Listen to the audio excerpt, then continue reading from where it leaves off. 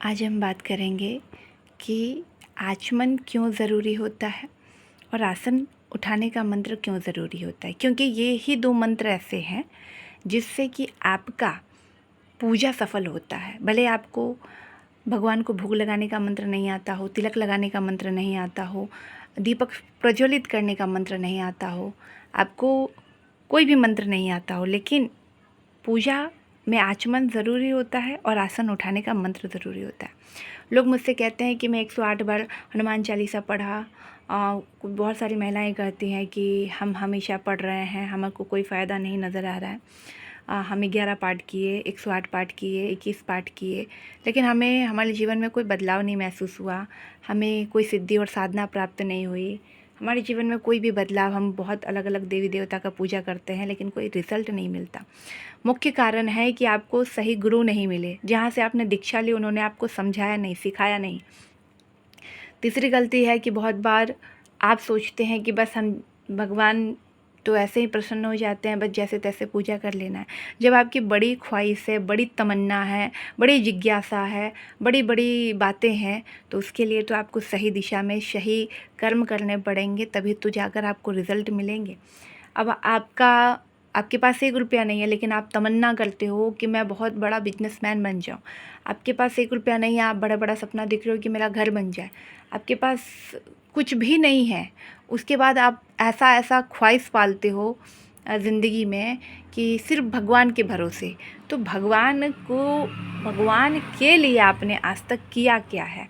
ये भी तो आपको सोचना चाहिए ना, कि जब आप भगवान की सोच रहे हैं कि बस हम जैसे तैसे पूजा कर लिए, 2 अगरबत्ती जला लिए, ऊपर से जाकर शिव जी पर जैसे तैसे जल डाल दिए, जैसे तैसे पूजा कर ली और सब कुछ भगवान हमें दे दे। दुनिया में अगर सब कुछ ऐसे ही मिलने लगे बिना कर्म के, तो फिर तो सारे जितने भी दुनिया में है कोई काम नहीं करे, सिर्फ भगवान के मंदिर जाकर और दिन भर उनकी पूजा आराधना करे। तो संसार में एक नहीं करोड़ों लोग हैं पूजा करने वाले, पहले इस बात को समझिए। एक नहीं करोड़ों, लाखों, अरबों लोग हैं पूजा करने वाले, लेकिन पूजा का सही मतलब क्या है, सही दिशा क्या है, सही विधि क्या है, जब तक आप वो नहीं करेंगे तो कोई आपको कैसे प्रेम करेगा, इस बात को समझिएगा। यहाँ इसलिए कि मान लीजिए आपके भी हज़ारों मित्र होंगे, हज़ारों सखा होंगे, आप उसी को इम्पोर्टेंट देते हैं जो आपके लिए कुछ उपहार लाए, जो आपको प्रसन्न कर सके, जो आपको हैप्पी मतलब खुशी दे सके, आप उनके लिए सोचते हैं। ये नहीं कि आपके हज़ारों लिस्ट में आप सबके लिए सोच रहे हैं, ऐसा नहीं होता है। तो इसी प्रकार से भगवान के अनगिनत बच्चे हैं जो पूजा पाठ करते हैं, सब कुछ करते हैं, लेकिन जो ख़ास तरीके से करता है, विधि विधान से करता है, उस पर उनकी असीम कृपा होती है। ऐसा अक्सर होता है, ठीक है। तो ये विधि विधान क्यों ज़रूरी होता है? क्योंकि आपके बड़े बड़े डिमांड होते हैं भगवान से, और आप क्या करते हो, एक मिठाई चढ़ाए भगवान को और आपने अर्जी लगा दी, भगवान मेरा इतना बड़ा काम हो जाए, और फिर जब वो काम भगवान करवा देते हैं तो फिर आप क्या करते हो, वो पूजा को ड्रॉप कर देते हो, उस भगवान को भी भूल जाते हो। फिर जब तक आपको संकट जीवन में नहीं होता है तब तक फिर भगवान को आप याद नहीं करते हो। तो सोचो, जो सृष्टि के दाता हैं, जो सृष्टि चला रहे हैं, जो आपका अच्छा बुरा से लेकर हर पल आपके बॉडी में विद्यमान है, जो सूक्ष्म रूप से आपके अंदर है, आप उसको इग्नोर करोगे तो कैसे काम चलेगा। ये वीडियो में मुझे इसलिए बताना पड़ रहा है कि बहुत सारे बालक आते हैं। आज ही एक बालक बहुत 3-4 घंटा मेरा समय व्यर्थ किया, लेकिन मैं भी थोड़ा ध्यान नहीं दी उसकी बातों पर, और वो व्यक्ति कहने लगा कि मुझे साधना करना है, आप मुझे कोई साधना सिखा दो, मुझे कोई सिद्धि सिखा दो, ठीक है। तो जिस व्यक्ति के अंदर सिर्फ वासना भरा हुआ है, वो क्या साधना के मार्ग पे आएगा, क्या वो सिद्धि करेगा, क्या साधना करेगा? उस जिसके मन में इतना बड़ा पाप है कि कोई भी औरत हो उसको वश में करना चाहता हो, उसके साथ संभोग करना चाहता हूँ, ऐसे व्यक्ति के विचार गंदा इतना है, वो क्या साधना और के पथ पर आ सकता है, क्या सिद्धि के पथ पे आ सकता है, और क्या वो ज़िंदगी में कुछ कर सकता है? तो ऐसे ऐसे लोग भी दुनिया में पैदा हो गए हैं, बिना पैंदी के लोटे के जैसा। जिसका नियत अपनी माँ के लिए ठीक है, अपनी बहन के लिए ठीक है, लेकिन दुनिया में जितनी भी माँ बहन और है दूसरों की, उसके लिए ख़राब है। यहाँ तक कि खुद की उनकी चचेरी कोई भाभी थी, उनको लेकर उनका नियत ख़राब था, वशीकरण के लिए आए थे। उनको मैंने समझाया और उनका वशीकरण तो मैंने नहीं लिया। तो ऐसे ऐसे व्यक्ति होते हैं दुनिया में जिसका खुद का ठिकाना नहीं है ज़िंदगी का। वो चलेंगे शास्त्र सीखने, और वो चलेंगे सिद्धि लेने, वो चलेंगे साधना सीखने, वो तंत्र सीखेंगे, वो वशीकरण सीखेंगे।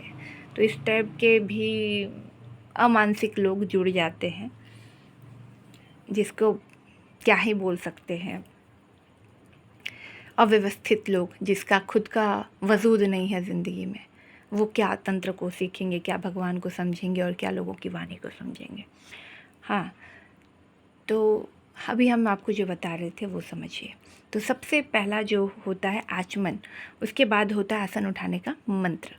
ये सभी लोगों को सीख लेना चाहिए। और आप जहाँ पर भी गुरु दीक्षा लेते हैं, उनसे पूजा का पूरी विधि विधान सीखा कीजिए। सिर्फ गुरु मंत्र सीखने से आप गुरु दीक्षित नहीं कहलाएंगे। जो भी आपको ये सारी चीज़ें जहाँ से भी आप गुरु मंत्र ले रहे हैं, वो आपको सिर्फ बेवकूफ़ बनाने का काम कर रहा है। गुरु वो होता है जो आपको हर एक पॉइंट पर आपको चीज़ों को बताए कि कैसे बच्चा आप आचमन कर सकते हो, कैसे बच्चा आप आसन अपना इन आसन का नियम कर सकते हो, आसन उठाने का मंत्र क्या होता है, उस आसन के नियम कैसे, पुस्तक पढ़ने का नियम क्या होता है, किलित है कोई पुस्तक तो उसे कैसे खोला जाता है, ठीक है। किसी भगवान को तिलक लगा रहे हैं तो उनका मंत्र क्या होता है, दीपक प्रज्वलित कर रहे हैं तो उसका मंत्र क्या होता है, कोई तंत्र अगर हम पर वार कर दिया या फिर किसी प्रकार का भूत प्रेत ऊपरी बाधा हमको अचानक से लग गया, तो उसके लिए हम कैसे कवच बनवा सकते हैं या कैसे सुरक्षा खुद को प्रदान कर सकते हैं।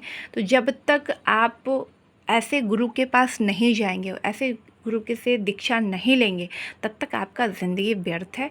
भले एक मंत्र ले लेने से गुरु दीक्षा के, उससे आप कभी भी अपने आप को डिवाइन से नहीं जोड़ सकते, डिवाइन गाइडेंस से नहीं जोड़ सकते हैं।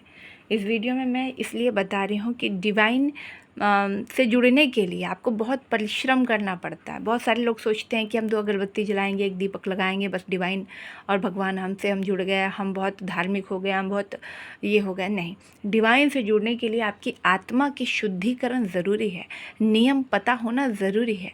अब आपको किसी चीज़ को बुलाने आता है, उसको भेजना नहीं आता, तो ये तो बहुत गलत बात है। आपको विधि विधान ही नहीं पता है, आप गलत दिशा में गलत चीज़ करते जा रहे हैं, तो जीवन में प्रॉब्लम तो आपको आएंगे। कहाँ आपको सफलता मिलेगी, दुख तकलीफ तो बढ़ेगा। फिर आप कहेंगे कि भगवान की वजह से हो रहा है। नहीं, डिवाइन की वजह से नहीं हो रहा है, डिवाइन को आप गलत तरीके से अपनी ज़िंदगी में अप्लाई कर रहे हो, इसके वजह से हो रही है। तो इस बात को जितना जल्दी आप समझोगे उतना अच्छा होगा। ये मत देखो कि कोई कम उम्र का अच्छा ज्ञान दे रहा है, ठीक है, तो हम उनके पास ना जाकर जो बहुत ज़्यादा बुज़ुर्ग हैं हम वहाँ पहुँच जाएं। ज़रूरी नहीं कि हर बुज़ुर्ग, जितने भी बुज़ुर्ग हैं, वो आपको उचित ज्ञान दें, क्योंकि उनको बस एक टारगेट होता है। उनकी तो ज़िंदगी पार हो चुकी है। वो पहली बात तो जल्दी किसी को सिखाना नहीं चाहते। वो बस सोचते हैं कि लोग मुझे पैसा दे, गुरु दीक्षा ले और वो अपना आगे बढ़े, मुझे कुछ नहीं सिखाना है, कुछ नहीं बताना है, कोई प्रोटेक्शन नहीं देना है, कुछ नहीं करना है। तो ऐसे लोगों से अब बचे जितना हो सके। जो आपको सही मार्गदर्शन कर सक रहे हैं उन्हें ही अपना गुरु बनाएं। जो आपको हर मोड़ पर बचाएं उसको कहते हैं गुरु। गुरु का काम ये नहीं होता कि आपने एक बार गुरु दीक्षा दे दी और फिर उसको कभी जीवन में ज़रूरत पड़ रहा है तो आप उसको लात मार दो, आप उसको हटा दो अपनी ज़िंदगी से। इसको गुरु नहीं करते। गुरु का मतलब ये होता है, पहले के गुरु जितने भी थे, जैसे हमारे हो गए, या फिर अभी भी बहुत सारे अघोर पंथ में, नाग संप्रदाय में और भी ज्योतिष में, तंत्र में गुरु जो बनते हैं वो परमानेंट एक ही गुरु होते हैं। वो बार बार बदल बदल के यहाँ वहाँ नहीं कूदते चलते हैं कि आज आपको बना लिए, कल उनको बना लिए, परसों उनको बना लिए। उसको गुरु दीक्षा नहीं कहते हैं। हाँ, आप आगे बढ़ने के लिए आप मार्गदर्शन किसी से भी ले सकते हैं, लेकिन गुरु एक ही होता है। ज़िंदगी में गुरु एक ही होता है, ठीक है। तो वही गुरु अगर जब तक ज़िंदा है वही आपका मार्गदर्शन करेगा और वही आपको रास्ता दिखाएंगे, वही गुरु आपका सारा कार्य करेंगे। तो गुरु उसे चयन किया जाता है ज़िंदगी में जो कि आपके नैया को पार करवा दे। आपको कोई भी ज़िंदगी में प्रॉब्लम आ रहा है तो आपका वो प्रॉब्लम सॉल्व हो जाए उनके पास जाने के बाद, ठीक है। गुरु परंपरा से जाइए, गुरु दीक्षा लीजिए, नियम समझिए, तब फिर आप गुरु का पालन कीजिए। पहले के गुरु के इतने पावर हैं, आज भी मैं आपको बताती हूँ हमारे गुरु की इतनी पावर है कि उनके सिर्फ मंत्र से हमारी रक्षा हो जाएगी। उनके सिर्फ मंत्र से, उनके जाप से, उनके नाम से, उनके स्मरण से बड़े से बड़ी शक्तियाँ माथा टेक लेती, उसको कहते हैं गुरु। ये नहीं कि किसी को भी गुरु बना लिए और कल फिर हम तीसरा गुरु चौथा गुरु के पीछे पड़ गए, फिर वो भी गए, फिर अभी दूसरा पसंद आ गया, फिर उनको गुरु बना लिया। ऐसा नहीं होता गुरु परंपरा में। ये तो सिर्फ आप लोग टाइम पास कर रहे हैं, यहाँ वहाँ भटक रहे हैं। एक गुरु बनाइए जो ज़िंदगी सफल कर दे और अच्छा आपका जीवन कर दे, और सिद्धि और साधना जो भी आप करना चाहते हैं उनसे परमिशन लेकर करेंगे। अपने ज़िंदगी में जो भी काम करेंगे उनके परमिशन से करेंगे। अगर उन्होंने ना कह दिया तो उस पर आपको पालन और अंकित करना है, मतलब उस पर ध्यान देना है कि उन्होंने क्यों कहा और किस लिए कहा, ये भी ध्यान देना है। अभी हम एकदम नॉर्मल जो पंडित हैं, जो ज्योतिष हैं, जो तंत्र में हैं, उनको नहीं सिखाएंगे।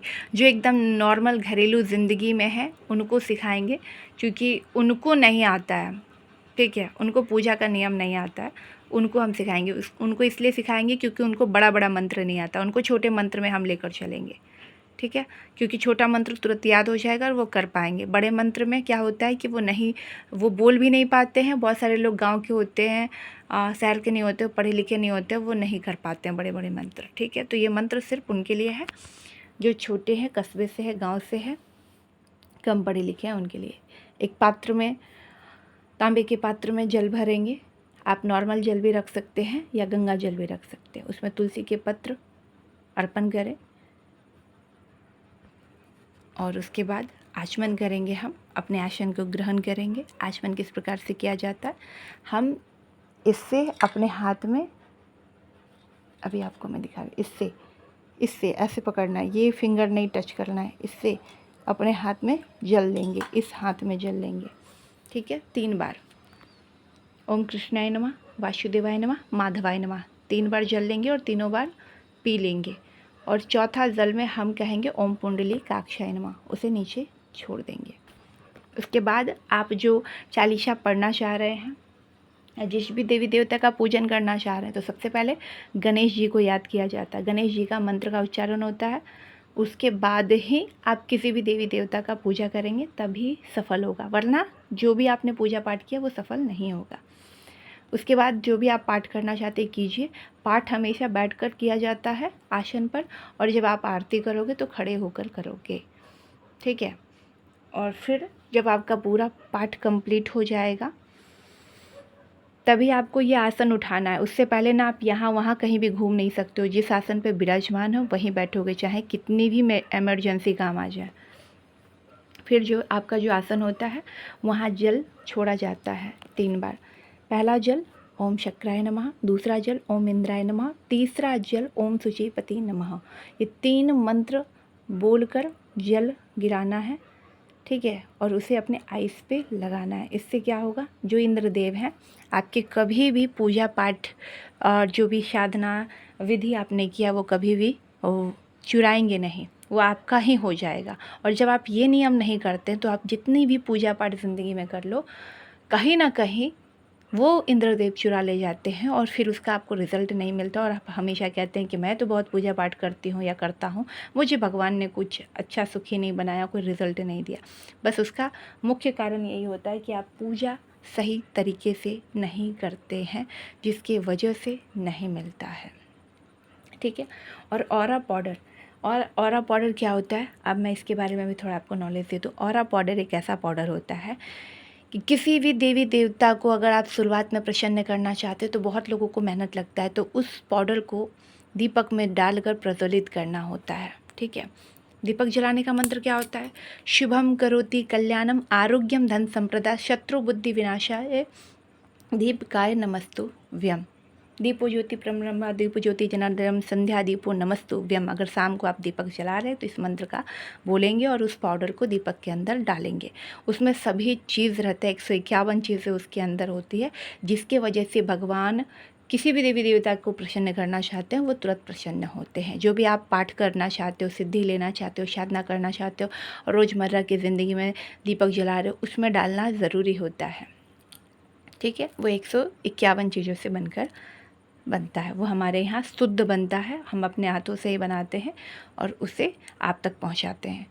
ठीक है, तंत्र के सभी सामान हमारे पास उपलब्ध है, चाहे आप कवच लीजिए, हनुमान कवच, दुर्गा कवच, नरसिंह कवच, भैरव कवच, काली कवच, सरस्वती यंत्र, वाराही कवच, प्रत्यंगिरा कवच, सारे कवच हमारे यहाँ बनते हैं, आपको मिल जाएंगे। तंत्र से जितने भी रिलेटेड है सब मिल जाएगा, रुद्राक्ष, जेम्स स्टोन, पेड़ के जड़, सभी पुस्तक, सारी चीज़ आपको मिल जाएंगे। सियार सिंगी, जो भी आपको तंत्र से रिलेटेड जो भी सामान चाहिए वो आपको ओरिजिनल मिल जाएगा। ऑरा पाउडर और क्या करता है, जैसे किसी व्यक्ति का ऑरा नहीं है बॉडी के अंदर, तो उसे मेंटेन करने के लिए क्या करता है, ऑरा पाउडर आपको अपने जल में, जिस जल से आप स्नान करते हैं उसमें डालेंगे और फिर ओम नमो भगवते वासुदेवाय का नाम लेकर आपको स्नान करना है। ऑरा पाउडर उसमें डालना है और फिर मंत्र बोलकर स्नान करना, इससे आपका ऑरा मजबूत होता है और आप देखेंगे कि जितनी भी नेगेटिव शक्ति थी, नेगेटिव एनर्जी है आपके बॉडी के अंदर, किसी प्रकार की दुर्गंध है, तो वो धीरे धीरे दूर हो जाता है और आपको अच्छा रिजल्ट आपके जीवन में देने लगता है आपका कर्मा।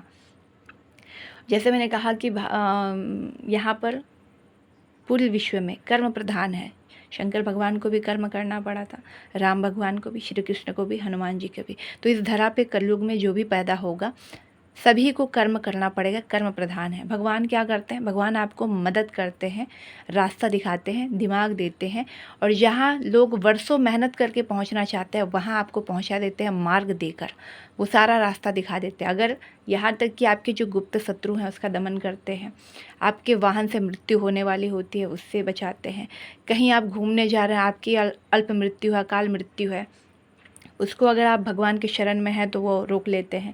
आपके कोई गुप्त दुश्मन है, वो आप पे मारन क्रिया, तंत्र वगैरह कुछ भी करा रहे हैं, अगर आप भगवान के शरण में हैं तो उस व्यक्ति को दंड मिलता है और वो वापस चला जाता है, आपकी रक्षा हो जाती है और आपको पता भी नहीं चलता है। भगवान की भक्ति से ये होता है। भगवान की भक्ति करने से आपका किस्मत कितना भी खराब हो वो सही हो सकता है, क्योंकि सिर्फ पावर डिवाइन के पास है। पूरी दुनिया में जो आपके अंदर सांस चल रही है ना, उसको देने वाला और लेने वाला कौन है, भगवान है। अगर कोई व्यक्ति ये कहे कि साइंस है तो बिल्कुल गलत बात है। अगर आपका साइंस उस टाइम कहाँ जाता है जहाँ पर किसी को भूत प्रेत ऊपरी बाधा पकड़ लेता है, क्यों नहीं साइंस उसको ठीक कर पाता है, नहीं कर पाएगा। ठीक है, नहीं तो आप बालाजी चले जाकर देख लीजिए, लाखों लोग अपनी दुनिया को छोड़कर वहाँ भूत प्रेत चीज़ों से ग्रसित हैं। तो डिवाइन जैसी चीज़ें होती है और डिवाइन का ही पावर सबसे श्रेष्ठ है, क्योंकि अगर भगवान चाह लिए ना तो पल में आपकी किस्मत को बदल सकते हैं, पल में आपको ठीक कर सकते हैं, पल में आपकी मौत करवा सकते हैं, सब इनके हाथ में है। आपने देखा होगा कि आप बाल बाल बच गए, मतलब आपका एक्सीडेंट होते होते बच गया, आप मरते मरते खाई में गिरते गिरते बच गए, आप कहीं जा रहे थे अचानक से दुर्घटना हो गई। तो ये जो बचते हो ना, ये जो भी लोग भगवान के शरण में होते हैं, किसी भी देवी देवता के, वही बच सकते हैं, वरना किसी में इतना पावर नहीं है कि आपको कोई बचा ले। ठीक है, तो ये डिवाइन पावर होता है, ये सबके पास नहीं होता। बहुत सारे लोगों के पास, आज मैं बता दूं कि ये तक नहीं पता है कि उनके पास सच में कोई सिद्धि है, साधना है या गॉड गिफ्टेड है, ये तक भी इंसान को नहीं पता होता है। इसीलिए कुंडली और ऑरा चेक करवाना अनिवार्य होता है, जिससे आपको ये पता चले कि क्या आपके पास गॉड गिफ्टेड कोई चीज़ें हैं या कोई साधना सिद्धि के लिए आप बने हैं, या कोई डिवाइन चीज़ आपसे कनेक्ट है जो आपको स्वप्न के माध्यम से या जागृत माध्यम से कुछ बताना चाहती है। क्योंकि हनुमान जी को खुद जाम्बत जी ने बताया था कि वह, उनके पास अष्ट सिद्धि 9 निधि के दाता हैं वो। तो अगर जब भगवान को भी कोई दूसरा बता रहे हैं तो सोचिए कि आप तो इंसान हैं, तो इंसान को भी वही बता सकते हैं जो डिवाइन में जुड़े हैं, जो भगवान की सिद्धि साधना करते हैं। उनको पता चलता है कि सामने वाला व्यक्ति पॉजिटिव है या नेगेटिव। जैसे अभी हमारे पास कोई भी व्यक्ति कहीं से भी आ रहा है, जा रहा है, उसके पास डिवाइन एनर्जी है या नहीं, वो हमारे कांटेक्ट में आते हैं, हमें महसूस हो जाता है कि ये पॉजिटिव इंसान है या नेगेटिव। नेगेटिव होगा तो हमारा सर भारी हो जाएगा, पॉजिटिव होगा तो हमें अच्छा फील होगा, नेगेटिव रहेगा तो हम उससे तुरंत हमारे कांटेक्ट में आएगा तो वो व्यक्ति को उलझन, डिप्रेशन, हमसे आंखें चुराना, दूर भागना चाहेगा तुरंत वो व्यक्ति। और हमें भी महसूस हो जाता है क्योंकि हमारा सर भारी हो जाता है कि वो व्यक्ति नेगेटिव है। तो ये सिद्धि और साधना और शमशान काली बताते हैं कि कौन सा व्यक्ति नेगेटिव है और कौन सा पॉजिटिव। तो यह तंत्र में सब कुछ संभव है, इस बात को समझिएगा। और भक्ति में भी सब कुछ संभव है, लेकिन वो जो लोग नियम करते हैं, जो नियम नहीं करेंगे उनको कोई फल नहीं मिलेगा। और मिलेगा भी तो कब? जब उनकी आधी ज़िंदगी निकल जाएगी, अगर उनके भाग्य में वो चीज़ लिखा होगा तब।